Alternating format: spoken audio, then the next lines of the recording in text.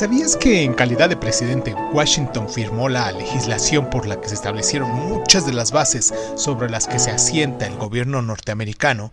Y que entre estas leyes que firmó en su primer mandato, destacan las que estableció el dólar como moneda oficial del país, la que designó la capital de la nación y la que creó un gabinete para aconsejarle. Primero en la guerra, primero en la paz y primero en los corazones de sus compatriotas. Este fue el elogio que utilizaron para despedir a George Washington durante su funeral. George Washington fue el líder militar de la Revolución Norteamericana y el primer presidente de los Estados Unidos, como muchos de aquí ya sabemos. Pero antes de que se iniciara la revolución en 1775, fue el próspero propietario de una plantación en Virginia. También había luchado junto a los británicos en las guerras contra los franceses y contra varias de las tribus indias, pero se resolvió contra el gobierno de la corona en la década de 1960 y 1970. Para cuando se inició la revolución, como bien sabemos, Washington ya era un patriota convencido. El Congreso Continental lo eligió por unanimidad para que liderara el ejército rebelde y él aceptó el cargo en Cambridge, en Massachusetts, el 3 de junio de 1775. Ahora bien, sobre el papel, la tarea que le habían encomendado parecía meridianamente imposible, ya que en 1775 Gran Bretaña era el país más poderoso del mundo, y sus tropas bien entrenadas y los mercenarios que contrataba se encontraban entre los mejores de Europa. Entonces, ante semejante enemigo, lo único con lo que podía soñar eran con unas pocas y discretas victorias. Sin embargo, Washington estaba convencido de que podía desgastar a los británicos evitando la derrota.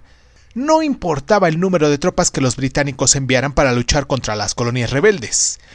Estas colonias les plantarían cara.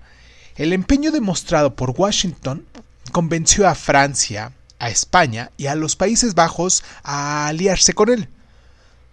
Finalmente, los británicos se rindieron y esta revolución destacó por su relativamente bajo número de muertos. Durante la guerra, toda esta guerra de independencia, el ejército patriota perdió alrededor de 6.824 hombres, una mínima fracción del número de bajas que Estados Unidos sufría en conflictos posteriores, claro. Y su inteligente liderazgo le otorgó una popularidad instantánea en el país recién independizado.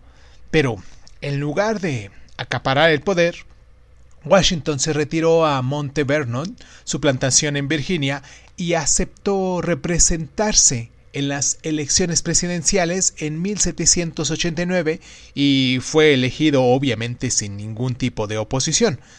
Ya como presidente, su mejor legado fue aquello que no hizo.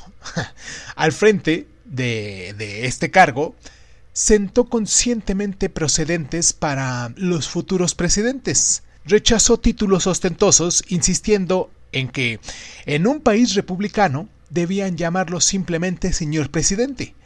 No quiso presentarse para un tercer mandato en 1796, estableciendo así una regla no escrita que había sido respetado por todos los presidentes hasta que en 1940 Franklin Roosevelt fue reelegido para un tercer mandato.